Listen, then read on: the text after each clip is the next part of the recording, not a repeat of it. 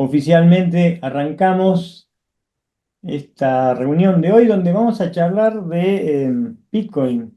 Hace ya unos años que venimos hablando de esto, incorporando al Bitcoin en nuestras inversiones como un activo estratégico. De eso un poco vamos a charlar hoy. ¿Por qué lo pensamos así? ¿Qué hay detrás de eso? ¿Qué recomendaciones por ahí es interesante considerar? ¿Qué está pasando? Digamos, ¿no? Que es un poco para entender por qué decimos lo que decimos y por qué venimos charlando de estas cosas desde hace tiempo, siendo un activo que es relativamente joven. Entonces, muchos de ustedes que ya los conocemos tienen bitcoins, vienen invirtiendo, entonces siempre hay cosas por ahí nuevas y vamos charlando y vamos encontrando hay cositas que van apareciendo. Por ejemplo, últimamente se están popularizando más eh, algún instrumento que te permite sacar liquidez de tus bitcoins sin venderlos, que son los préstamos garantizados con Bitcoin. Yo creo que ese tipo de cosas van a aparecer cada vez más. em, Como que hay una reconfiguración del sistema financiero como lo conocemos por estos instrumentos novedosos. Yo creo que hay mucha innovación financiera en esto y ahora dentro de los mercados de capitales en particular. Entonces, bueno, de todo eso vamos a ir charlando, así que voy a compartirles una presentación. La idea es hacer como casi siempre hacemos lo mismo. Vamos por ahí con lo que tenemos preparado, yo calculo que unos 30 minutos más o menos, y ahí abrimos a preguntas, ¿sí?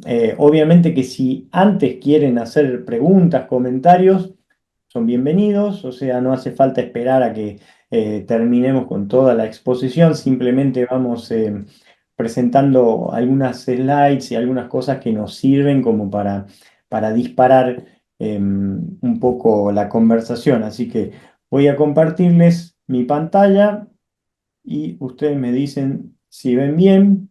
Por ahí cuando comparto, si no me sale en pantalla completa, avísenme porque por ahí para que no les quede chiquitito. Bueno, para arrancar. Como esta es una actividad abierta, siempre comentamos lo mismo, o sea, nada de lo que estamos diciendo acá se tiene que interpretar como un consejo de inversión o una recomendación de compra o venta de ningún tipo de activo financiero que mencionamos. Nosotros somos desde Fitness Financiero una plataforma de educación financiera, o sea, nuestro interés es ayudarlos a nutrirse de conocimiento y de las herramientas y las habilidades técnicas e incluso emocionales muchas veces, lo que ya han trabajado con nosotros lo saben bien a eso.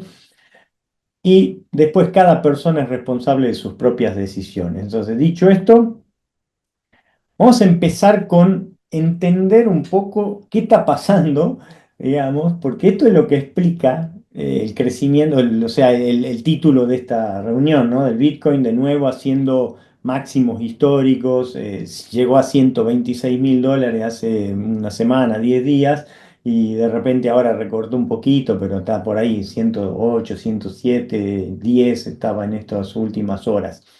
Y yo creo que todo eso tiene que ver con el contexto global. ¿Sí? Hace rato que venimos hablando de esto, pero voy a mostrarle tres placas simplemente para tomar dimensión de esto. Deuda americana. Fíjense, acá, para que se entienda, esto está puesto en términos relativos del tamaño de la economía de cada uno de los países que va a aparecer acá. Vamos a empezar con Estados Unidos, que es la economía más endeudada del planeta en tamaño, digamos, pues son la economía también más grande del planeta, ahí, o bueno, o China, dependiendo ya cómo miremos los números y desde cuándo lo hagamos.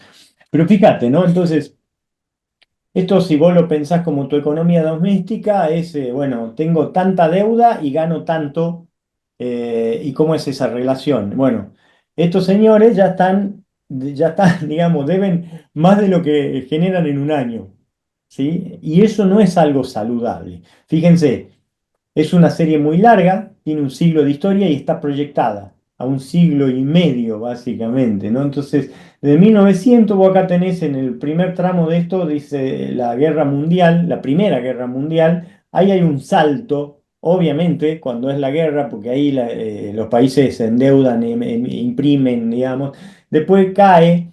Viene la Gran Depresión en 1929, 1930, vuelve a saltar este ratio, se estabiliza. Después viene la Segunda Guerra Mundial, salta a niveles astronómicos y después se acomoda y paulatinamente se va normalizando con la recuperación de la economía americana en la posguerra. Y bueno, y todo venía súper bien hasta que tuvimos la crisis subprime de las hipotecas del 2008, que obligó, digamos, a Estados Unidos a salir a hacer salvatajes, no sé si se acuerdan, digamos, de AIG y de las Too Big to Fail y varias cosas que en aquel momento salían en los diarios. Salto de nuevo, sobre llovido mojado, la pandemia. Peor, trácate, otro salto muy grande, fíjense que nos deja en niveles máximos históricos, digamos, al nivel de lo que había sido después de la Guerra Mundial, la segunda.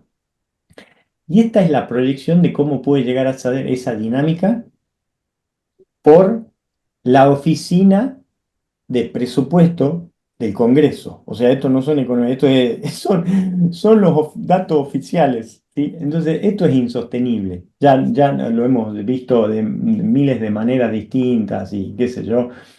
Pero Estados Unidos no es el único país con problemas. Fíjense, Japón es la tercera economía del mundo y también está muy complicado en los últimos tiempos. La tasa de los bonos japoneses está subiendo, si bien acá la ven como bajita, 1% a 10 años, 2,6, 3, 3,5, es nada, pero piensen que hace más de 10 años que la tasa del Banco Central japonés estaba en cero, cero, ¿entienden?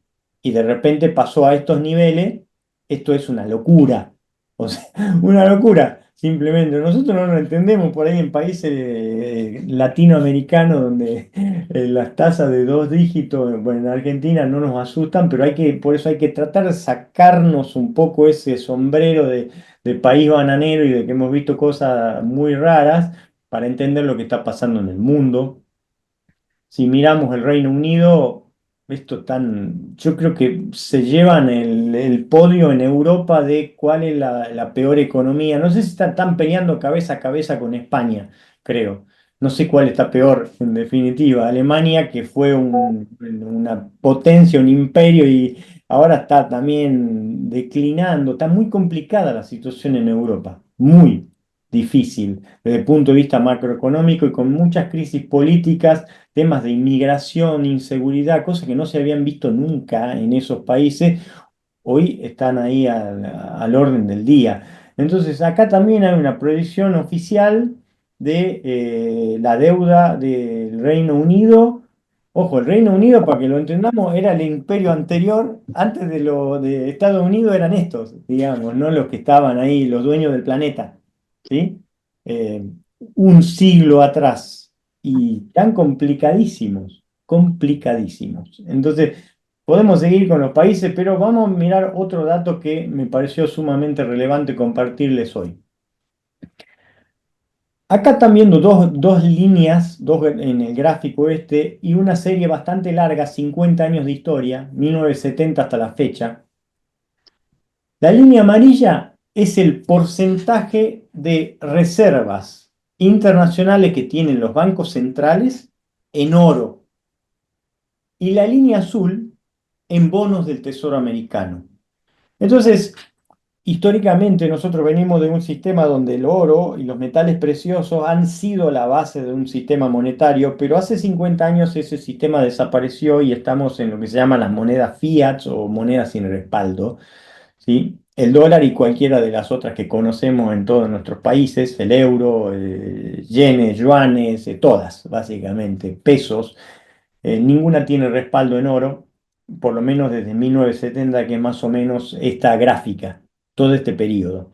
Entonces, una vez que se logró cierta estabilización en la inflación americana y los coletazos de la guerra de Vietnam que llevaron a abandonar el patrón oro, fíjense que paulatinamente los bancos centrales a nivel global empiezan a bajar su tenencia de oro en sus reservas y empieza a crecer la tenencia de bonos del Tesoro americano, porque el oro no paga intereses y los bonos del Tesoro americano son como un plazo fijo que sí paga una tasa variable, digamos, por ahí es un 1%, por ahí es un 5%, por ahí ha sido un poco más, un poco menos, pero entre cero y algo prefiero algo, y si está todo tranquilo, bueno, le confío a Estados Unidos, al dólar, a la deuda americana, etcétera.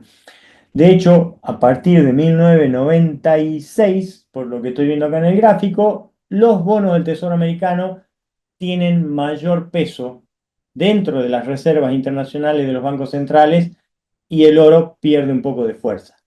Y eso acaba de cambiar, se acaba de revertir esa tendencia. A partir de hace muy poquito, ¿sí? Las compras de oro de los bancos centrales, ¿sí? Han sido tan fuertes que ahora tienen más oro, volvieron a tener más oro que US Treasuries o bonos del Tesoro americano, que también ya vienen declinando, digamos, incluso previo a la pandemia. ¿Está bien? Entonces estos son datos bastante contundentes y que nos sacan de la locura del corto plazo, que de las noticias de una semana para la otra. O sea, a mí siempre me gusta analizar y para entender las cosas esta periodos largos, tomar perspectiva. Entonces, fíjense, si uno compara el oro contra las monedas fiat, y acá tienen tres, las clásicas, en blanco está el dólar, en azul está el euro, y en naranja, rojito está el yen japonés. En este periodo de los últimos, no sé, 2011 hasta la fecha, estamos hablando casi 15 años, todas perdieron poder adquisitivo contra el oro, que aunque no sigamos en un patrón oro, digamos, sigue siendo un activo duro. Fíjate, el dólar perdió el 60%, el euro el 65%, el yen el 78%. Y si lo mirás desde el 2008, la crisis subprime, al dólar, que es el que le ganó a todas, ¿sí? Contra el oro, perdió el 80% de su valor, medido en oro, que sería una buena unidad de medida. Pero para salir un poco de esto y ver, algunos pueden estar medio alarmados, decir, pero pará, o sea, el dólar, bueno, sí, justamente, con cabeza de argentino, hay muchos argentinos en esta reunión, nos cuesta pensar o creer esto. Bueno, veamos otro parámetro. Por ejemplo, ¿cuánto cuesta una casa? La primera casa que se compra una familia cuando se va a vivir en Estados Unidos, digamos, y el índice de affordability o de cuán fácil es acceder a la primera vivienda. Bueno, fíjense, en este periodo también unos 10 años que están graficados acá, acabamos de tocar un pico récord de $260.000, un poquito más. ¿Está bien? Para la primera vivienda. De hecho, para viviendas de gama media y alta, también estamos en récords, por ahí en de $400.000, 500, $600.000. Fíjense este que tenemos en el gráfico. 10 años antes era mucho menos la mitad, o sea, ponele capaz que, no sé si una tercera parte, pero por ahí $90.000, ponele, y ahora estamos en 260, o sea, a punto de triplicar ese dato. ¿Y qué pasa? ¿Hay un boom de las propiedades y los ladrillos en Estados Unidos? No. O sea, los activos reales como los ladrillos preservan el valor en el largo plazo. El oro lo mismo, digamos. Lo que está pasando es que la moneda está perdiendo el valor. O sea, los dólares, los euros, todo. Cualquier moneda está perdiendo valor y a un ritmo que se está acelerando. Fíjate qué están haciendo los chinos, ¿no? O sea, ¿qué querrán los chinos con el oro? Bueno, para mí se vienen desdolarizando desde hace rato los chinos, ¿sí? Eso que se lee en las noticias de los BRICS que quieren empezar a usar sus monedas para el comercio internacional, incluso hoy salió algo del Bitcoin, uno de los rusos estaba diciendo eso. Ok, estas son las compras, ¿sí? De China en los últimos también 15 años, 16 años. Mira lo que pasó en los últimos año y medio, 2 años. Es tremendo, ¿sí? Esto explica por qué el oro pasó de $2.000 a $4.000 en ese mismo periodo. Se duplicó el precio en los últimos meses, ¿sí? Año, ¿está? Y ahí lo tenés. Antes de seguir, voy a hacer un pequeño corte para respirar acá. Comentarios, dudas, cómo venimos hasta acá. Aprovecho para saludar a los que entraron un poquito más tarde. Decirles también que esto queda grabado siempre, después lo vamos a mandar, por ahí si se lo quieren compartir a alguien porque les resultó interesante, lo pueden hacer perfectamente, lo van a recibir por mail, porque en el mismo mail que dejaron acá para conectarse y recibieron el link, van a recibir la grabación también. Así que, bien hasta acá chicos, preguntas, dudas. Vamos a tratar de entender un poquito esto del Bitcoin. Quizás hay muchos que ya lo entienden bastante, que están acá porque los conocemos, y hay otros que por ahí no, que es algo nuevo, digamos, han venido justamente para familiarizarse un poco más con esto. El Bitcoin, yo creo que es un nuevo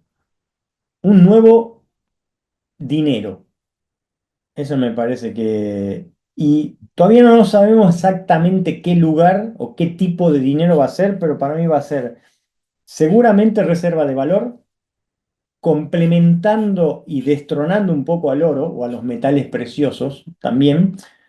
Y por otro lado, también puede llegar a ser o está consolidándose como la base de un nuevo sistema de pagos internacionales, sobre todo, no para la gente que usa mucho el dólar, o sea, para los americanos, o sea, pero para otros países eh, que tienen problemas con sus monedas, sí puede llegar a consolidarse cada vez más como una alternativa y ya hay muchas plataformas que vos ni te das cuenta, te abren una cuenta y vos transferís de, no sé, pesos de un país a otro país, a México, de Argentina, de Uruguay, qué sé yo, y no te diste cuenta y abajo de todo eso había todas transacciones en Bitcoin, digamos, y totalmente transparente para el usuario final, vos ni sabías que estaba pasando eso y es lo que está pasando. Bueno, pero más allá de eso, acá, si uno lo entiende como un tema de oferta y demanda, la novedad del Bitcoin es que nos presenta como una oferta muy limitada. O sea, los Bitcoin van a ser 21 millones en total. Y al día de hoy, de esos 21 millones, ya existen o ya fueron minados, como se dice en la jerga, casi 20. O sea, casi todos. El 95% de los bitcoins ya fueron minados, o sea, ya están en manos de alguien. Sería otra manera de decir lo mismo, o sea, alguien ya los tiene. Y esto que queda ahí para que lleguemos a los 21 millones, digamos, faltan como 100 años porque se van a terminar de minar al ritmo en que está programado matemáticamente y es inalterable eh, durante los próximos 100 años, básicamente. Eso es lo que va a pasar. El millón que falta, perdón que voy a enchufar la máquina. Entonces, el millón que falta, les decía, faltan como 100 años para que se vayan minando de a poquito, porque está programado así, eso no se puede cambiar. Entonces, es el primer dinero totalmente escaso. Ni siquiera el oro es tan escaso como el Bitcoin y el oro tiene el valor que tiene y es reserva de valor justamente por su escasez, porque la demanda global de oro siempre sigue creciendo para fines industriales, para fines joyería, ornamentales o lo que sea, y también como reserva de valor. Vimos lo de los bancos centrales y cómo están comprando oro a toneladas en los últimos tiempos, ¿no? Bueno, pero el oro crece todos los años un poquito, se va minando. De ahí también el término de minería de Bitcoin, porque viene, se lo copiaron al oro, digamos, ¿no? Entonces el oro se va minando y la oferta global de oro sigue creciendo un 3% en promedio por año, ¿sí? Y eso va a seguir existiendo así, salvo que se detecten, no sé, nuevos yacimientos, encontremos oro en el espacio, no sé, y eso podría alterar, pero si no es como una progresión bastante fácil de saber y qué sé yo. Entonces, elemento diferencial del Bitcoin, crece a tasa decreciente y es limitada y se va a acabar en algún momento. Eso no pasó nunca con ningún activo que haya sido utilizado como dinero. Es la primera vez que tenemos un bien totalmente escaso y finito. Hay como unas épocas y unos ciclos de 4 años en el Bitcoin, que eso ya está cambiando últimamente, pero bueno, después si unos nos siguen a ustedes y nos ven ahí en las redes, por ejemplo, yo acá hace un año más o menos venía hablando de los ciclos y cómo iban subiendo los precios del Bitcoin de 2 cifras, 3 cifras, 4 cifras, y me preguntaban en ese momento si íbamos a ir a las 6 cifras. En ese momento estábamos por ahí de las $70.000 del Bitcoin y sí, al poquito tiempo ya fuimos a las 6 cifras y llegamos a tocar los $100.000, ¿sí? Ahí tienen, por ejemplo, en este video donde conversábamos de eso. Cada vez que aparezca un QR acá, chicos, ya sea en esta hora que estamos en vivo o después en la grabación para los que vean esto grabado, pueden escanear el QR y van a ir directamente al artículo o al video que quedó grabado ahí donde explicamos y profundizamos estas cosas que no voy a explicar de nuevo porque ya están todas ahí, ya las vimos y las explicamos en algún momento y es contenido que sigue perfectamente vigente. Entonces, de hecho, ahí cuando llegó el Bitcoin a los $100.000, hicimos esta clase abierta parecida a esta, digamos, por hace más de un año ya creo que fue. Y ahí tienen, en este QR pueden ir directamente ahí al canal de YouTube, a los que les interese por ahí si están muy como principiantes con esto del Bitcoin y necesitan entender un poco mejor, vayan y vean esa clase. También tienen en el blog numerosos artículos que siempre compartimos, ¿no? Esta es la clásica, se me fue el tren con el Bitcoin, siempre te pasa. O sea, cada vez que alguien entra por primera vez al Bitcoin y ve un número, un precio, y a los meses ve que subió, dice, ay, estoy tarde o ya es mucho, bueno, va a seguir pasando. Ahora está en 100.000, cuando esté en 500 va a seguir pasando, o sea, no es así, digamos. Yo por lo menos desde que lo vengo estudiando y lo vengo siguiendo y venimos invirtiendo en esto, no sé, cuando empecé a hablar de Bitcoin allá en su momento y a comprarlo, estaba en 9.000, 11.000, $10.000. ¿Sí? Y cada vez que escribís un artículo, que están todos ahí, le pongo siempre la fecha y la cotización para que quede como así como una foto en el tiempo. Y es tremendo lo que viene pasando, ¿no? Entonces, ¿qué es lo novedoso que veo? Para mí, lo que les voy a contar ahora. Yo creo que el Bitcoin finalmente se puso los pantalones largos. O sea, ¿qué quiero decir con esto? Que dejó de ser un activo totalmente especulativo, eh, que solamente estaba en manos de los nerds o de algunos especuladores en el mercado financiero y de repente se instaló como un activo más de los principales en Wall Street, en los mercados. ¿Está bien? Entonces vamos a charlar un poco de eso. Voy a hacer un pequeño corte acá de nuevo por si quieren preguntar algo, comentar algo. Acá Raúl Javi, decía, sí. eso. No, no, eso te iba a decir, de que Raúl le estaba haciendo una pregunta. Perfecto, vamos con la pregunta de Raúl. ¿Por qué existe esa limitación de 21 millones? Eso vos sabés que Raúl es algo deliberado. Es justamente para darle como una escasez matemática programada, predecible y conocida, digamos. Entonces, a diferencia de las monedas que tenemos ahora, o del mismo oro, digamos, que es mucho más predecible el oro que cualquiera de las monedas fiat, porque vos no podés imprimir oro discrecionalmente.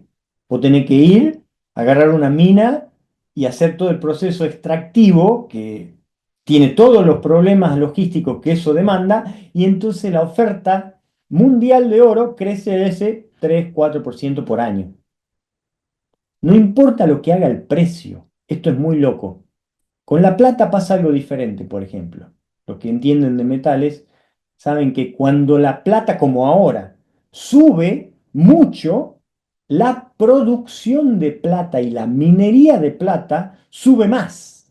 Y eso hace que los precios se destrocen. Entonces la plata, si no, si no son expertos, no se les ocurra meterse en plata porque es hipervolátil. O sea, ayer el oro, por ejemplo, tuvo una caída de más del 5% en un solo día, cosa totalmente rarísima. La plata cayó un 10%. Entonces, si vos venías siguiendo algún papanata que te decía, compra plata, compra todo, ayer te querías matar, por ejemplo, ¿sí? Entonces, volviendo al Bitcoin, el Bitcoin no se puede imprimir, ¿sí? El oro, un poquito por año, 3 4%, ¿sí? El dólar, el euro, los pesos, infinita cantidad podés imprimir. Y es lo que veíamos al principio. Cada vez que hay un quilombo, guerra, pandemia, crisis, etcétera, ¿qué hacen? Maquinita. Y nosotros que tenemos cabeza de latinoamericano, que hemos visto cosas tremendas en nuestros países y hemos sacado varios ceros a las monedas locales, ¿sí? Entendemos que la impresión trae inflación y trae ese problema, digamos. Entonces, que exista esto con una oferta conocida, predecible y escasa, no pasó nunca antes. Entonces, esto habla de que cuando se encuentra la oferta limitada y escasa con una demanda creciente por el nivel de adopción que está teniendo este activo, el precio solamente puede ir en una dirección y ahí no hay que ser mago para darse cuenta para dónde va el precio. Pues esa es la explicación, básicamente esa es la explicación de por qué esto pasó de no valer nada a valer más de $100.000 hoy y por qué Perfecto, Fabián. probablemente siga Es una escalando. proyección matemática, digamos, Es matemática. totalmente así, es Bien, matemático y el Bitcoin, vos sabés que es un software, es como, sí. es código, digamos. Entonces, es totalmente auditable, transparente y hoy está tan descentralizado y la red de Bitcoin ya pasó la prueba, muchas pruebas, digamos, de todo tipo, ¿sí? Y entonces, para poder cambiar las reglas de ese código, vos necesitas un consenso que es como decir, no sé, la mayoría absoluta, digamos, pensá en la reunión de consorcio del edificio, si es que vivís en... Ponerlo de acuerdo a los vecinos es un imposible normalmente. Bueno, imagínate esto a escala mundial. Es como un consorcio. No hay chance de que esto, o sea, ya no hay chance de que esto cambie. Buen ¿Entendés? ejemplo, muchas gracias, súper entendido. Y entonces eso le da mucho valor. Bueno, ¿qué más, chicos? ¿Vamos bien ahí? ¿Sigo un poquito? Entonces, ¿por qué digo que el Bitcoin se puso los pantalones largos? Bueno, fíjense, este último ciclo de Bitcoin, para mí, es el ciclo de la adopción institucional. ¿Está bien? Entonces, esto que están viendo ahora en pantalla es la cantidad de Bitcoin y la evolución de esos Bitcoins, ¿sí? Desde que esto, no es toda la historia, pero por ejemplo acá estoy viendo que esto arranca en el 2018 hasta hoy, ponele, ¿sí? Tengo un par de ciclos de Bitcoin adentro acá seguro. ¿Y cuánto Bitcoin hay en manos de instituciones, no personas físicas, no particulares, sino entidades? Y esto es lo novedoso para mí. Fíjate, dentro de los ETFs de Bitcoin, que los que por ahí ya nos siguen hace rato nos conocen, saben lo que es un ETF, es como si fuese un fondo de inversión, digamos, pero mejor.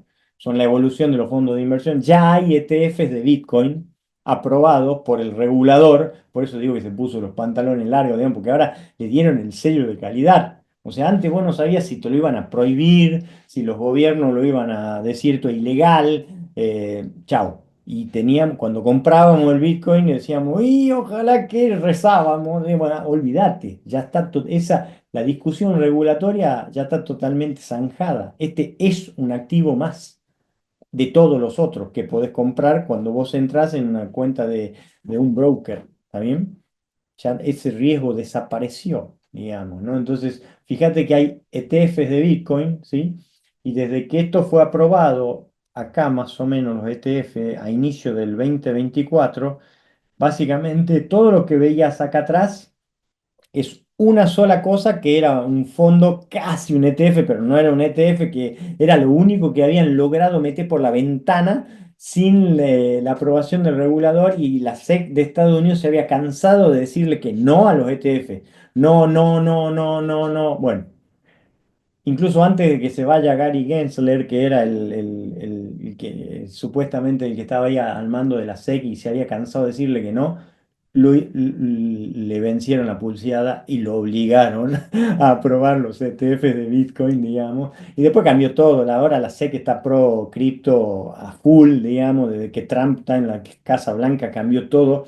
Y ahora tenemos como toda una cosa política a favor, que venimos de la administración anterior de Biden, que era todo en contra de las cripto, del Bitcoin. O sea, todo, en ese contexto, incluso el Bitcoin seguía remando, remando, remando, remando, remando en el dulce de hecho. O sea, ahora estamos en contexto mucho más favorable. Y fíjense que casi que se duplicó en tan solo, no sé, menos de 2 años, año y medio. La cantidad de ETF, de Bitcoin dentro de los ETF, ahora le voy a pasar más números. Fíjense en las compañías públicas, la verde esta, cómo ha crecido, ¿sí? Es tremendo. Entonces vamos a hacer clic en esas dos cosas nada más como para entender un poco más. Hay un artículo en el blog interesante que me gustó escribirlo porque son los hitos, no las noticias estas, como le digo, qué pasa de hoy para mañana, no me interesa y no les debería interesar a ustedes tampoco, chicos. Perspectiva, ¿sí? Yo cada vez que escribo un artículo en el blog es una vez cada 3 meses, 2 meses, o sea, si sale un artículo en el blog es porque hay algo importante que alguien debería poder saber hoy. Y fíjate, esto lo escribimos en enero, 15 de enero del 2024. Acababan de aprobarse los ETFs de Bitcoin. Y que ahí está interesante que lo vayan y lo vean, pero fíjate el precio del Bitcoin en esa fecha más o menos, veníamos de oscilar alrededor de los $25.000, ya octubre, noviembre, esta subida casi que duplicó el precio del Bitcoin, era el rumor de que se iba a aprobar. Estos son los rumores, ¿no? Entonces vieron como el dicho ese de la finanza, ¿no? Dice, comprar con el rumor, vender con la noticia, dicho y hecho. Había llegado a 46, 45. El día que aprobaron, el otro día, Truqui cayó. Y yo decía, pero no entiendo nada, ¿cómo puede caer si le acaban de...? Justamente, es comprar con el rumor, vender con la noticia. Siempre hay gente que está especulando con estas cosas en el mercado. ¿Está bien? Y hay otra gente que compra para largo plazo como estrategia, que es lo que vamos a charlar un poco más y bueno, siempre venimos diciendo. Entonces, fíjate que yo cerraba ese artículo con esta frase de Tony Robbins, ¿no? Que la gente sobreestima lo que puede lograr en un año, ¿sí? Y subestima lo que puede lograr en 10. Y a mí me pareció interesante porque digo, acá va a pasar exactamente todo, que lo trasladé al Bitcoin y dije, muchos sobreestiman el impacto de la aprobación de estos ETF en un día, en la próxima semana, digamos. Es más, yo decía, lo más probable es que caiga, y pum, cayó, ¿ok? Pero subestiman lo que va a pasar en los próximos 18 meses. Esa fue mi hipótesis en aquel momento. Bueno, ¿qué pasó en los próximos 18 meses? Porque ya pasaron, ¿sí? En esos próximos 18 meses, el Bitcoin pasó de 42 a 126, ¿entendés? Multiplicó por 3, 3 veces. Entonces, vos para entender estas cosas, hay que salir de la locura del corto plazo, de qué está pasando acá, que no me importa qué está pasando, veamos, hay que tener perspectiva. Eso es lo que te va a hacer tomar decisiones con mucha soltura e inteligencia, digamos, de las que vos vas a estar después tranquila, tranquilo, digamos, decir, qué bien que estuve acá y qué sé yo. Mira, sigamos viendo el tema de los ETFs. Acá te resumí los ETFs de Bitcoin, ¿sí? Todo junto, hay 11 ETFs de Bitcoin aprobados. IBIT es el de BlackRock, el más grande de todo, digamos. BlackRock fue el que lo agarró a Gary Gensler del cogote y le dijo, hermano, aprobame los ETF ya. Y son tan poderosos estos tipos que le vencen la pulseada al dueño del circo, digamos, al regulador. O sea, termina siendo un tema de lobbies y qué sé yo, y ya está. Ya había llegado a un lugar insostenible. De hecho, no duró mucho más en el cargo este Gensler. ¿Sí? Pero yo quiero hacer un punto acá que me parece muy relevante y que todavía no está en los precios. O sea, cuando vemos el Bitcoin en 110 lucas, esto que estoy por comentar no está en ese precio todavía. No está para mí en el precio. ¿Qué? Bueno, Acá tenés estas dos barritas verdes, son el Bitcoin. BlackRock solo y todos los otros ETF juntos. O sea, fíjate claramente, BlackRock es más de la mitad de todo lo otro, digamos, ¿sí? Pero tomemos a todos los ETFs. 164.000 millones de dólares tienen adentro. ¿En cuánto tiempo? 1 año y 9 meses. El oro, o el GLD más importante del oro, el ETF, perdón, que se llama GLD, que está acá en la primera barra doradita esta, ¿sí? Ahí adentro hay 142.000 millones de dólares. O sea, que en un poquito menos de 2 años, este bicho ya acumuló más cantidad de guita. Eso que dice AUM es Assets Under Management, que es cuánto dinero hay adentro de esos ETFs, ¿sí? Ya hay más guita dentro de los ETFs de Bitcoin que lo que hizo en 21 años el ETF principal más líquido y más grande del planeta de oro. Y acá puse como una referencia el ETF más importante de todo el planeta, que es SPY, que es el que siempre hablamos acá, ¿no? ¿Se acuerdan cuando hablamos de la bolsa americana, el Standard Poor's 500? Bueno, ahí adentro hay 675.000 millones de dólares. ¿Y cuánto tiempo llevo esto? 30 años. O sea, acá tenés 3 décadas, acá tenés 2 décadas, acá tenés 2 años. ¿Entendés a dónde voy? Dale 10 años a esta barrita. ¿Sabés dónde va a ir a parar, no? O sea, yo creo que esto está muy claro, en definitiva, cuando uno lo ve así muy a largo plazo y con perspectiva. Después los movimientos de corto plazo son dramáticos y no aptos para cardíacos. Bueno, así son los mercados de capitales y así son estos activos en particular. Son volátiles. ¿Está bien? Pero cuando vos empezás a entender esto de largo plazo, esto está muy clarito, ¿sí? Vamos al segundo doble clic que yo quería hacer en términos de instituciones, las compañías que cotizan en bolsa, que tienen Bitcoin adentro y que es información pública que está ahí disponible en los balances que presentan, ¿sí? Al día de hoy ya tienen más de 1 millón de Bitcoins adentro, ¿sí? ¿Cuántas compañías? No son tantas. Aquí en la pantalla tenés las 100 que más Bitcoin tienen. ¿Sí? Debe haber 200, 150, no sé. Siempre hay algo, cada día aparece una nueva que compra 3 Bitcoin, 5 Bitcoin, 10, 20, no importa. Fíjate que haga la que menos tiene, la número 100 ya tiene más de 100 Bitcoin adentro. ¿Está bien? Entonces, algunos datos. Acá está MicroStrategy, que muchas veces le hemos mencionado, tiene de ese millón el 65%. ¿Ok? Es genial. Este Michael Saylor empezó a comprar en el 2020. Recién en el 2020, no es que empezó a comprar cuando, o sea, y compró, no los minó a los bitcoins, los compró, puso los dólares uno arriba del otro para acumular esa cantidad de guita. O sea, una fortuna. Y es una compañía que cotiza en bolsa hace 30 años más o menos. Nada más que obviamente dejó de hacer, o sea, lo que hace en su negocio operativo quedó totalmente eclipsado por su nueva estrategia basada en Bitcoin y en productos financieros anclados o que se desarrollan sobre el Bitcoin. Mira esta. Trump Media and Technology Group. Esta es la de Trump, ¿sí? El presidente, ¿sí? 15.000 Bitcoin tiene, ¿ok? Veamos alguna otra.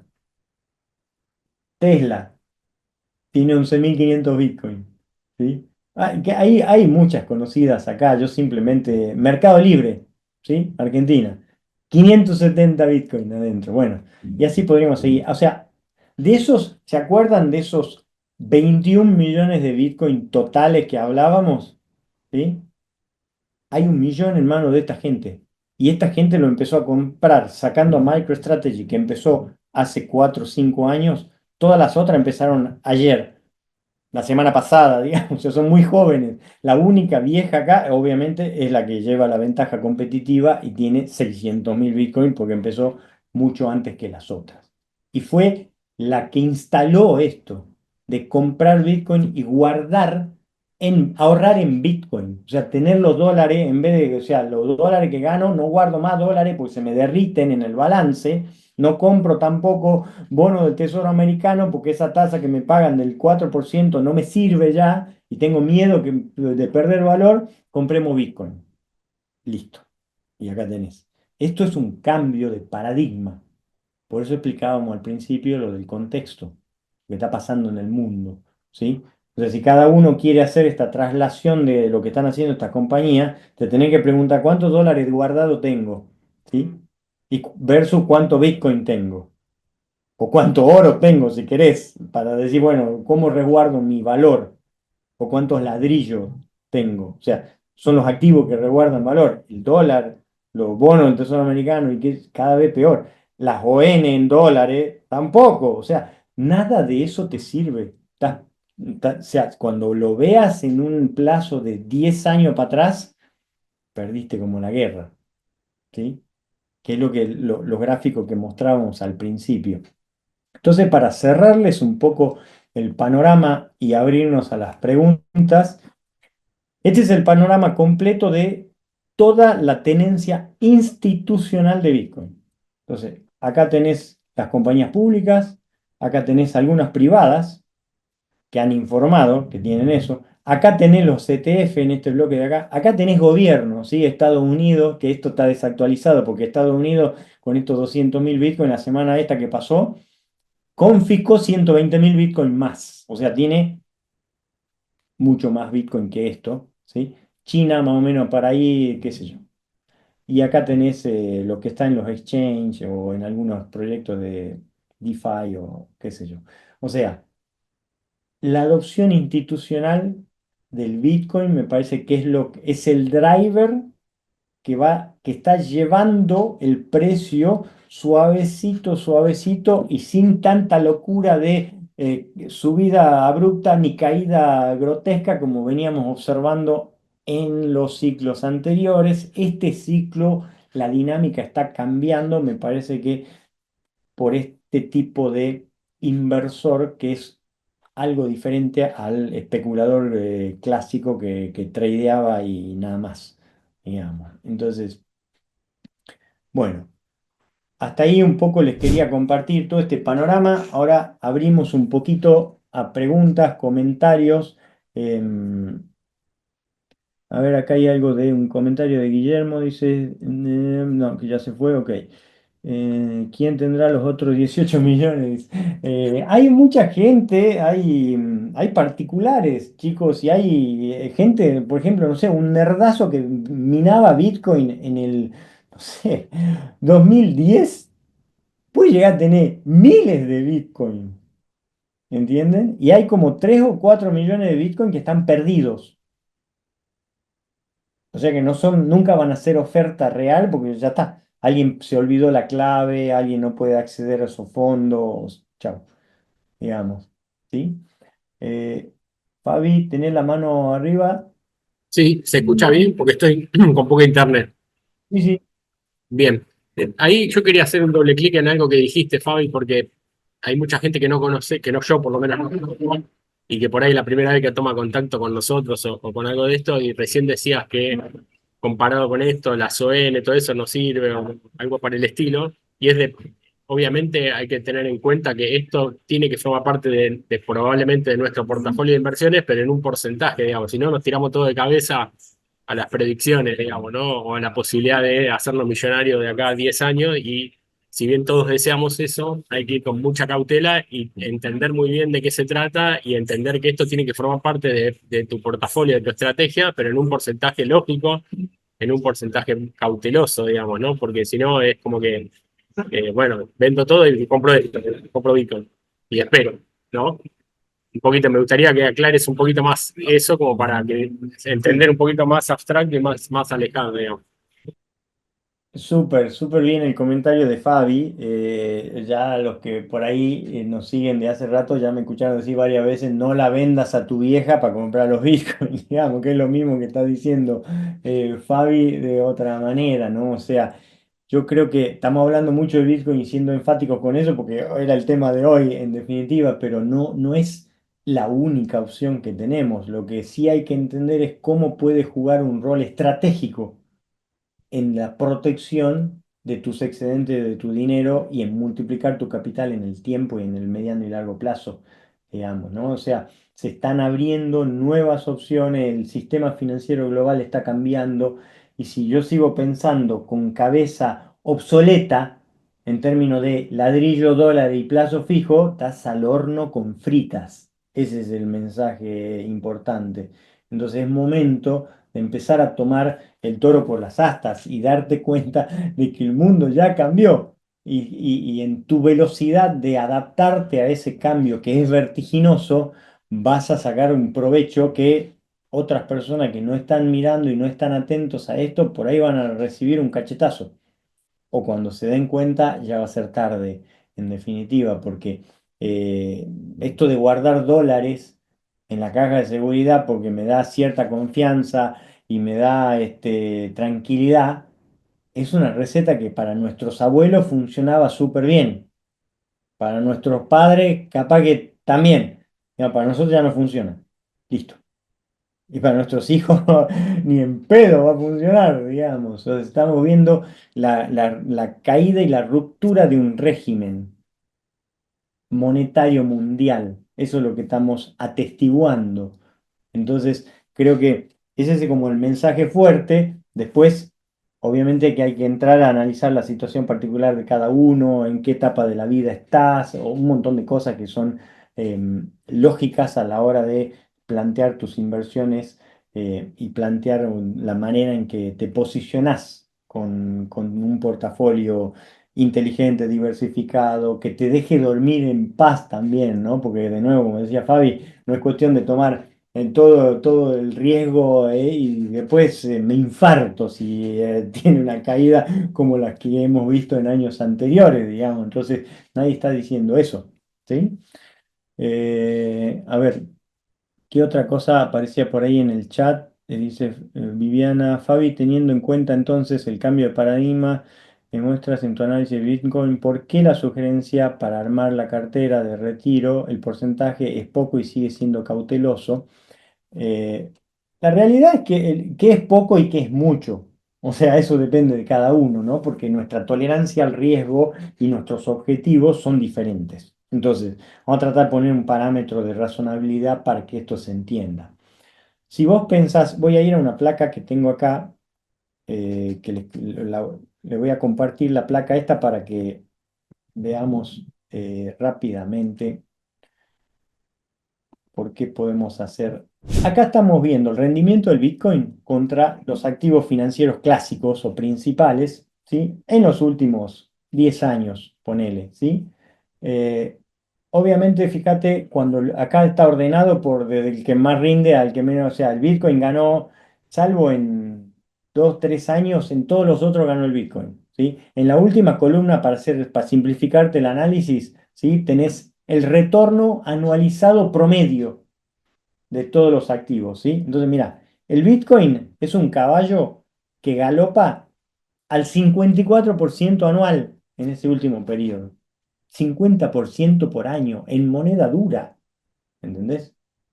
La bolsa americana, el SPY, el Standard Poor's 500, este que siempre hablamos, en este último periodo, mismo periodo, galopó al 13% anual. Históricamente, si tomamos una serie larguísima de un siglo, depende de dónde la cortes, te da un 10, 12%, listo, 13, está bien, está en línea con el oro está altísimo en este último periodo por lo que mostrábamos hace un rato. Pero si no, no estaría en 7%, ni en pedo es un caballo que galope a esa velocidad. Es la mitad de eso con suerte. Pero bueno, en los últimos tiempos se despertó y empezó a darle, digamos, ¿sí? Y así todo el resto. Entonces, cuando vos decís que este bicho, el Bitcoin, galopa 5 veces más rápido que la bolsa americana, ya te estás dando cuenta que no necesitas, digamos, meter grandes cantidades de Bitcoin, porque, o sea, si vos metes un portafolio, pensá que solamente metes dos activos, ¿sí? Voy a sacar esto para que nos veamos la cara. Solo dos activos, bolsa americana y Bitcoin. La bolsa americana te da 10, 12%, que ya está buenísimo como tasa. O sea, eso contra guardar dólares en la caja de seguridad es espectacular, digamos, ¿o no? ¿Sí? Fantástico. Bueno, y el Bitcoin te da 5 veces eso. Ok. Entonces, si vos haces, por ejemplo, un 20% en Bitcoin y un 80% en bolsa americana, automáticamente por cómo dan los números y que eso hay que hacer el cálculo finito, pero vas a hacer que eso, o sea, el 20% de ese caballo rápido es tan rápido como el otro caballo, el 80%, ¿entendés? O sea, duplica el rendimiento de tu portafolio, solo con un 20%. Entonces, ¿para qué carajo va a meter un 100 y comerme después una caída del 70? No hay, la psicología humana no está preparada para digerir bien las caídas y la volatilidad muy fuerte, salvo que estés a prueba de bala y vengas a invertir en 3 décadas en el mercado de capitales. Ya las viste a todas, ya te pasó de todas, listo. Entonces sí, pero normalmente la gente por ahí que arranca o que todavía está como improvisando con esto de sus inversiones, no digiere ni siquiera una caída del 50% de tu portafolio. Imagínate vos tenés, no sé, 3 departamentos metidos en la bolsa y de repente cae un 50%, cada vez se te perdió 1,5, ¿entendés? ¿Qué te pensás que hace la persona promedio? Vende todo al chau. Se va cantando bajito diciendo esto no es para mí. Entonces, por eso, ¿sí? Ojo con cuánta guita vamos a meter en estas cosas. ¿Sí? Tiene que ser sensato, tiene que estar alineado a tu tolerancia al riesgo, de acuerdo a tu perfil y a tus objetivos de vida, en definitiva. Esa es la explicación de por qué hay que ser prudente y por qué hay que entender qué estamos haciendo, ¿no? A ver, ¿qué otra cosa aparece? La perspectiva determina el porcentaje de inversión, dice Adriana. No entendí la pregunta, Adriana, si querés repreguntarme o abrir el micrófono. Fede dice, Fabi, ¿qué nos podés comentar sobre el resto de las monedas digitales? ¿Por qué se diferencia el Bitcoin del resto? ¿Considerás que alguna del resto puede seguir el mismo camino? Y sí, ahí yo soy bastante pragmático con esto, Fede. O sea, hay miles y van a seguir existiendo muchas más. Em, el tiempo que te lleva a entender bien esto para poder invertir y no especular, o sea, la diferencia entre un inversor y un especulador es que vos entendés lo que estás haciendo. No significa que te vaya a ir bien o mal, o te puede ir para cualquiera de los dos lados, digamos, pero vos entendés, estás muy claro de cuáles son los riesgos que estás tomando, hiciste un análisis concienzudo, sensato, prudente, coherente con tus objetivos, como estamos hablando, ¿sí? Entonces, cuando vos dices check, check, check, estás invirtiendo, ¿sí? Si no estás haciendo eso, estás especulando. Entonces, no te alcanza la vida para ponerte a estudiar todas las cosas que hay dando vuelta y las que están apareciendo, digamos. Y aparte el Bitcoin es la primera, es la más grande y ya tiene lo que se llama el efecto red. Ya está, ya pasó la ola, ya pasó la prueba regulatoria, ya pasó todo, digamos, ¿sí? Cualquier otra moneda a mí no me gusta, por lo menos como para, si no soy especialista, o sea, si estoy empezando con las inversiones, estoy, qué sé yo, lo más probable es que termines invirtiendo en cualquier otra pavada, porque leíste un artículo por ahí que no sé quién lo puso, digamos, que es el promotor de esa criptomoneda, digamos, y qué sé yo. Y no sé si te va a ir bien en el fondo, digamos. O sea, Ethereum en su momento me gustaba hasta que hicieron un fork hace 2 o 3 años y chao, no me gusta más, vendí todo hace rato. Incluso lo vendí antes de que haga el piquito este de que se fue como a $4.000 y qué sé yo, y se quedó ahí. Me gusta mucho la blockchain de Ethereum, no me gusta el token de Ethereum, para que se entienda, si es lo que entienden un poco más de qué estoy diciendo, ¿sí? O sea, la única que creo que debería interesarte, en especial si estás empezando con estas cosas, es el Bitcoin. Hacétela fácil. O sea, simplificate la vida, porque si no es complejo, es infinito y las otras no sé si tienen sentido. Salvo que quieras apostar una micro porción de ese portafolio. Bueno, ya somos grandes, lo quieren hacer, háganlo. Eh, El Bitcoin es suficiente. Con esos retornos que te ofrece 50% promedio, digamos, ya está. O sea, creo que cualquiera de los que estamos acá ya firmaríamos. O sea, ¿para qué irías a buscar otra cosa? Digamos, ¿cuál es tu lógica de inversión detrás de quiero buscar algo que rinda más que eso? Digamos, porque entendiendo eso, podemos responder la pregunta, digamos, pero sí en general no tiene mucho sentido. ¿Qué más? Eh, ¿Qué más? Agus dice, el tema de la confiscación de los BTC que hace Estados Unidos de vez en cuando. ¿Cuáles son las excusas que usan para confiscarlos? Si lo tengo en una billetera fría, me los pueden confiscar. La confiscación son actividades delictivas, o sea, agarraron a algún salvaje, lo metieron en cana y recuperaron los bitcoins de actividades delictivas que cobraban secuestros o cosas ilegales con bitcoin, digamos. O sea, esas son las confiscaciones. No es que a una persona hecha y derecha que consiguió de modo legal y haciendo todo como manda la iglesia, le van a confiscar los bitcoins, olvídate. Digamos, es como un ataque a la propiedad privada, o sea, no, y menos en un país como Estados Unidos. O sea, en algún otro país bananero que bajo regímenes autoritarios, cualquier cosa es posible, en definitiva. Pero en países más o menos serios, no, no lo veo, en definitiva. Y si vos lo tenés en tu billetera fría, o sea, vamos a suponer que, sí, bueno, confiscar, te tienen que, ¿cómo carajo acceden a tus claves? ¿Entendés?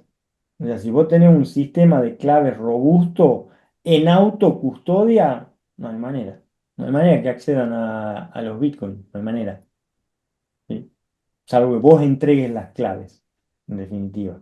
Y si encima tenés un sistema de claves que no depende de una sola persona, sino multifirma, tres, tres necesitas para, te agarran a vos, te ponen un revólver en la cabeza, tampoco tenés, no podés ni siquiera queriendo poder entregar las claves, porque no las tenés una parte, ¿sí? Entonces, la realidad es que si entendés bien cómo hacer la custodia prudente de esto, es a prueba de balas. Mira.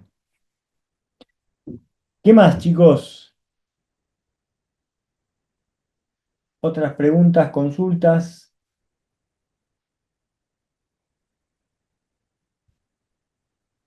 ¿En dónde están con todo esto? ¿Sí? Fabián, Sí, a mí me confunde al principio el dato del principio de cómo creció su reserva China en sí, función del oro. del oro, claro, en comparación con esto de Bitcoin, que si esto puedo entender que viene, depende del riesgo de cada uno, pero esto viene a crecer hasta no sabemos cuándo. Ahora, ¿por Ujú. qué se está centrando tanto China en oro? Mira, lo que pasa es que creo que hay una cosa que está muy clara. Las monedas como el dólar, el euro y qué sé yo, ya no son lo que eran antes, están perdiendo mucho valor, digamos. Entonces, los gobiernos, ¿cómo se protegen de la pérdida de ese valor? Con el activo, por excelencia, que ha sido dinero y que tiene miles de años, el oro, ¿entendés? Entonces, por eso te hacía un poco esa comparación, ¿no? Fíjate que en 20 años de historia del ETF de oro, ¿sí? Que es una posibilidad que le dio acceso al oro, no a los bancos centrales, sino a Doña Rosa, porque nosotros podemos entrar en el broker y comprar GLD. ¿Entendés? Y ya tenés acceso al oro sin tener que ir a comprar la barrita y qué sé yo, o sea, con la liquidez inmediata de comprar y vender cuando vos quieras. Está bien, alguien podrá decir, pero no es oro, no importa, tres carajos. O sea, vos estás tomando el riesgo de ese activo a través de un ETF. O sea, los ETF han sido una innovación financiera fenomenal que han permitido que el inversor pequeño acceda a cosas que antes eran prohibitivas para el multimillonario, digamos, ¿no? Entonces hoy cualquier persona común accede a cualquier tipo de estas cosas. Ya no hay más una barrera por el tamaño de ay, yo tengo pocos ahorros, ay, yo tengo poco dinero, olvídate. O sea, vos hoy con $100 podés estar invirtiendo lo que se te ocurra, oro, Bitcoin, esto, lo otro, no importa. Ya es re fácil. Entonces, En ese mundo, ¿sí? Le lleva 20 años, digamos, ese ETF crecer a un lugar que este otro nuevo activo jovencito que se acaba de poner los pantalones largos, se acaba de poner los pantalones largos, el oro ya tiene canas, ¿entendés? Este otro está adolescente, el Bitcoin, ¿sí?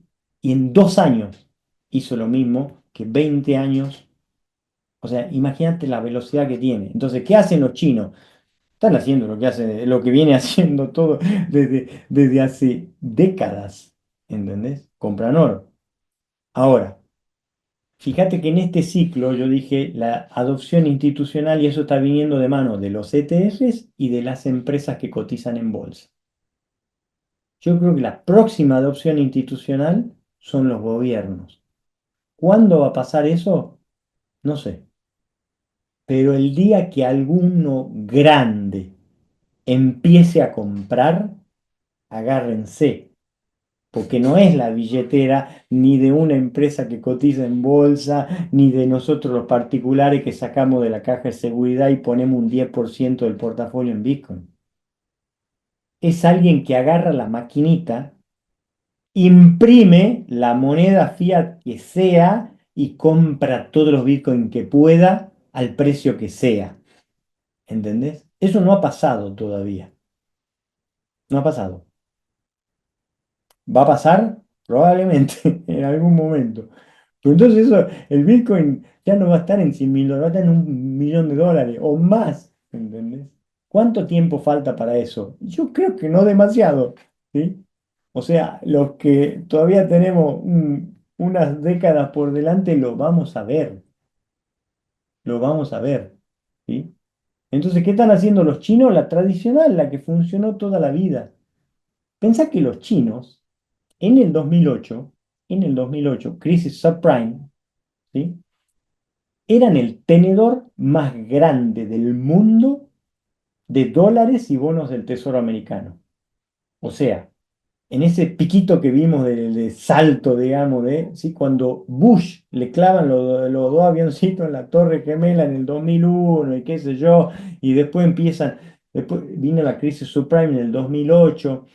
El negro Obama agarra de Bush hijo y recibe la papa caliente y los salvatajes que hicieron esos presidentes duplicaban o triplicaban la base monetaria, o sea, la cantidad de dólares que había en circulación, así, en pocos meses. Y de repente, en esa misma época, el chino miraba la bóveda y estaba color verde, ¿entendés? Entonces, ¿qué pasó desde el 2008 hasta la fecha? Los chinos salieron de a poco, de a poco, ¿no? Porque vos, si vos salías masivamente, vos sos el tenedor más grande de dólares, oye, de bonos tesoro, y lo salía a vender, hacé teta el precio, obviamente, porque sos gigante. Entonces, de a poco, ¿qué hicieron? Compraron todo. Empezando por la Patagonia Argentina y pasando por todas las industrias de todas las empresas en todos los continentes, donde no están los chinos hoy. ¿Entendés lo que digo? Y una vez que ya se posicionaron estratégicamente en todo lado, ¿sí? Y que son la industria de los autos, por ejemplo, de los vehículos eléctricos chinos, es más grande que todas las automotrices juntas. Y eso pasó en los últimos 20 años también, digamos. Entonces, los chinos no tienen un pelo de tontos, por no usar otra palabra más grave, digamos. ¿Sí? Sí, son muy pensantes y a largo plazo y van ahí, van y siguen yendo. ¿Y ahora qué están haciendo? Oro. Listo. Hay 20 millones de especulaciones alrededor de eso, pero básicamente lo que estamos observando es una desdolarización o una salida de las monedas fiat del planeta. Eso es lo que está pasando. Y entonces, si salís de ahí, ¿en qué va? Y un poco en Bitcoin, un poco en oro, un poco en empresa, ladrillo, activos reales. Digamos, es lo que vienen haciendo hace por lo menos 2 décadas. No Perfecto, muchas solo los gracias. chinos. ¿Mm? Bueno, genial. ¿Qué más, chicos? Vamos a ir cerrando. Después, igual si quieren, seguimos un rato más, pero hago la misma, la clásica de siempre, completo un poco lo que tenía para contarles hoy y nos quedamos un ratito más con los que quieran para no distraer. Bueno, entonces, termino con un par de ideas. Esto ya lo vimos, ¿sí? Entonces, ¿qué está pasando acá? Este como el mensaje troncal de hoy, ¿no? Hay un riesgo que por ahí no vemos o no entendemos, es como invisible. Si vos vas desde y ordenás desde lo más seguro a lo más riesgoso, llamale en la cabeza o en la psicología de una persona común promedio, ¿sí? Vos podrías decir, bueno, me quedo quieto, guardo en el colchón, en la caja de seguridad, es más seguro. Me compro bonos o Ns, ¿sí? Que me pagan una tasa en moneda dura, bien. Ir a la bolsa ya me pone nerviosa, nervioso, sí, es más riesgoso. El Bitcoin, olvídate, o sea, ya me quita el sueño. Ok, así. El problema es que a la luz de todo lo que venimos conversando, cuando vos le pones la dimensión temporal a eso, lo que va a pasar indefectiblemente en los próximos 10 años, porque lo que viene pasando, digamos, es que eso que te parece o te da seguridad y te deja dormir tranquila o tranquilo hoy, en el corto plazo, es una falacia. Eso es lo más riesgoso en el largo plazo, porque vas a perder tus ahorros, vas a perder tu poder adquisitivo. Se va a deteriorar fuertemente si se acelera el ritmo de impresión monetaria, si los déficits fiscales de todos los países europeos, Estados Unidos, Japón siguen creciendo al ritmo que vienen creciendo. Vamos a la parte donde se pone así como efecto bola de nieve imparable, ya estamos muy cerca de que eso pase, ¿sí? Y entonces activos como reserva de valor tradicionales, ¿sí? Son los que te permiten proteger ese poder adquisitivo. Y eso es lo que ya está pasando. Digamos. Entonces, entender esta dinámica creo que es lo más importante, porque muchas veces vemos que tenemos la misma cantidad, entonces, no es volátil, claro, pero esa digamos, el precio de proteger el poder adquisitivo de tus ahorros, de tus excedentes, es la volatilidad. Es el precio de la entrada, digamos, para salvarte, digamos, para subirte al arca de Noé financiera, ¿entendés? Te vas a tener que aguantar esa volatilidad. Em, Fíjense esta última gráfica que les muestro. La acción de MicroStrategy, que es la primera empresa esa que tenía más Bitcoin. Desde que empezó a comprar eso, acá la tienen comparada, este es el retorno, 2170%. Le ganó a Nvidia, la de los chips, la de inteligencia artificial, que es una locura Nvidia, una locura, ¿sí? Le ganó al Bitcoin. O sea, esta es una empresa que tiene Bitcoin adentro, claro, pero está apalancada y genera otra, ok. Rindió más que el Bitcoin. Tesla, esta cosa enana que ven acá es Tesla. Miren lo que es esto. ¿Sí? Google, Facebook, Microsoft. Ahí está el IBIT de su existencia. O sea, solo le ganó porque esto es joven, en definitiva, si no sería este rendimiento. ¿Está bien?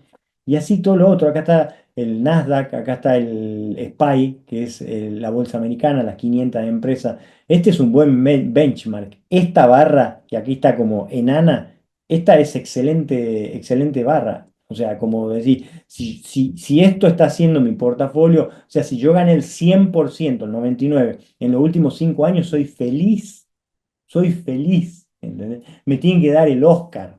Ok, bueno, mira todo lo que pasó para este otro costado.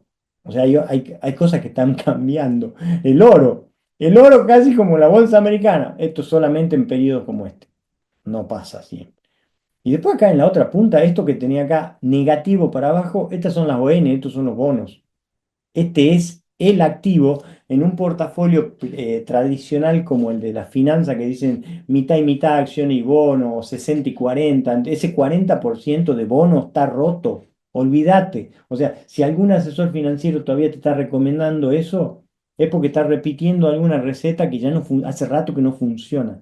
Los bonos vienen los últimos 2, 3 años, el peor rendimiento de la vida, de la historia, y no se van a recuperar porque es un tema inflacionario. ¿Entendés? Entonces están cambiando los mercados de capitales a la luz de todo esto que hablamos en la coyuntura. ¿sí? Fíjate, ¿sí? La empresa está en MicroStrategy, ¿sí? No está todavía dentro de las 500 empresas más grandes del planeta, dentro del Standard and Poor's, no entró todavía, pero ya hace rato que califica, que le dan todos los parámetros para que entre. Lo que pasa es que no es que apenas vos llegás entrás a jugar en primera A. Algunas veces te dejan, te dejan, te dejan. Ahora, imagínate cuando entre. Porque esto, cuánto, no sé, es cuestión de tiempo. Cuando empiece a tener más resultado que cualquiera de las siete magníficas, y lo sostenga en el tiempo, cuando sea más grande la tesorería que tiene en Bitcoin que la que tiene Apple, Google o Microsoft en bono del Tesoro americano, y eso salga en los diarios, o sea, todavía falta capaz que un rato. Pero cuando eso pase, este índice es el más replicado por toda la cartera, o sea, los fondos de pensión en el mundo, todo el mundo compran esto. Entonces van a verse obligados a comprar esta acción, ¿entendés? Y de nuevo, oferta y demanda. ¿Qué creen que va a pasar con los precios de esta compañía? Se van a ir a la estratosfera. ¿Entendés? Entonces, hay un montón de cosas que están pasando y que no es tan complejo darse cuenta, ¿sí? De por dónde podría ir en el mediano y en el largo plazo. ¿Qué va a pasar la semana que viene? No tengo la más remota idea. No sé. Y tampoco te debería interesar. Porque si te interesa, porque estás timbeando, estás tradeando, querés comprar y vender, hacer una ganancia a corto plazo. Ese partido no, a mí no me gusta. No, no lo recomendaría. ¿Sí? Bueno, entonces, yo creo que acá lo importante, como para cerrar hoy, no es tanto los precios, digamos, del Bitcoin, del oro, del Standard Poor's 500, digamos, sino si tenés un plan y ese plan te permite aprovechar este contexto. O te estás quedando afuera, o este contexto te está jugando en contra, básicamente. Ese es el análisis interesante y la reflexión que por ahí les quería compartir y que después cada quien hace lo que tenga que hacer, digamos, ¿no? Entonces, tenés un plan que te dé esa tranquilidad, esa previsibilidad, mm, que no tengas que depender de nadie ni estar improvisando, o sea que no sé, básicamente que te acerque a tu libertad financiera.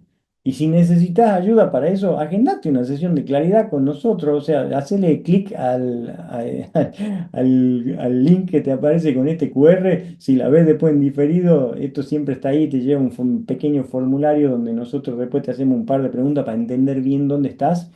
Y bueno, te venía a charlar con nosotros, nos contás bien tu caso y tenemos varias maneras de acompañar o de ayudarte. Em, y listo, no mucho más. Pueden encontrar estas cosas en las redes, en la página, elfindefinanciero.com, van ahí, pueden agendar ahí sus sesiones.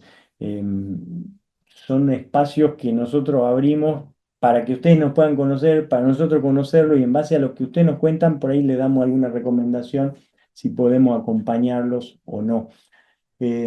Así que nada, chicos, vamos a seguir hablando siempre de estos temas. Esto queda grabado, como siempre. Si tienen más preguntas, yo acá voy a cortar la grabación simplemente para que no quede tan larga, pero me quedo un rato más.